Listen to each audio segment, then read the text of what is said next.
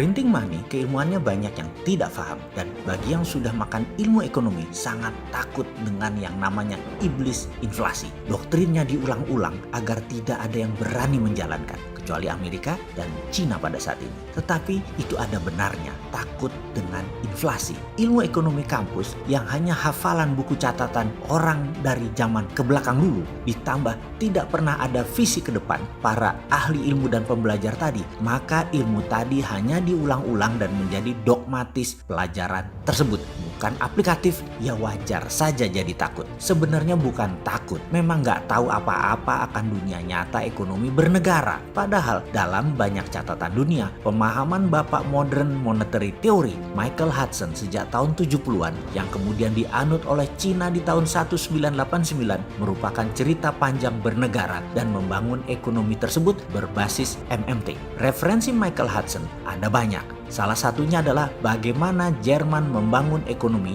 hanya kurang dari 15 tahun dari tahun 1919 yang merupakan beban berat Jerman kala itu yang kalah Perang Dunia Pertama, di mana Jerman bukan saja jadi miskin namun harus menanggung beban hutang biaya perang yang dibayarkan kepada negara-negara pemenang Perang Dunia Pertama waktu itu. Jerman membangun industrinya dengan printing money, dan di tahun 1936 Jerman ekspansi. Jerman menjadi negara kuat. Jerman menjadi negara adidaya. Sisanya adalah sejarah. Churchill, pemimpin tertinggi Inggris tahun 40-an, juga FDR, Franklin Delano Roosevelt, memerintahkan JMK, seorang ekonom handal di ujung masa baktinya di bidang ekonomi, untuk menghitung biaya perang agar Amerika dan Inggris menang perang. Berapa biayanya dan apa saja yang harus dibangun. Dunia menyebut ilmu tersebut adalah war cost accounting, dan kemudian printing money dilakukan. Selepas Perang Dunia Kedua,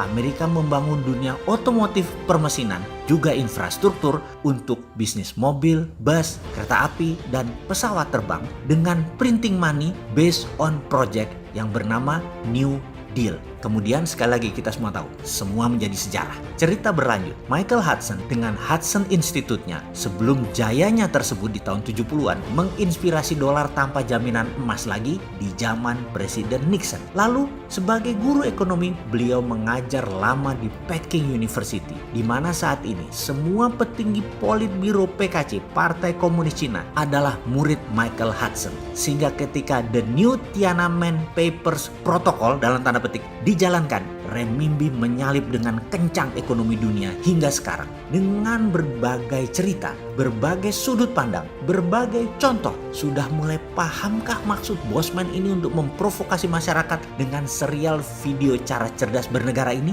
Walau sering para cebonger kebakaran jenggot, karena si Sontoloyo ini sering menyindir kalimat, terutama yang disindir adalah 4L. Tetapi jujur, tidak ada kebencian sedikit pun terhadap bangsa dan negara ini. Hanya saja kita ingin maju dengan cepat, berdaulat, sehingga semua ilmu yang bisa membuat Indonesia berdaulat sampai ratusan episode ini hanya menjadi jejak sejarah bahwa kaum Sontoloyo serius ingin menjadikan Indonesia terdepan, di depan, melewati Cina, melewati Amerika. Kita punya segalanya untuk menjadi terdepan. Capek saya kalau baca berita, hutang lagi, kelihatan banget bukan ahlinya kelola negara. Karena terjadi pengulangan. Mana visinya yang membuat Indonesia memimpin dengan visi out of the box-nya? Sekali lagi, karena kita punya apa yang mereka tidak punya. Karena itu kita bisa menjadi yang terdepan. Hanya mental keberanian dan knowledge saja yang perlu ditambahin. Pasti Indonesia berjaya. Saya nggak sabar nunggu 4 tahun lagi. Karena peristiwa saat ini, risetnya global ekonomi ala corona ini disebabkan oleh corona ini. Ini adalah moment of greatness-nya Indonesia.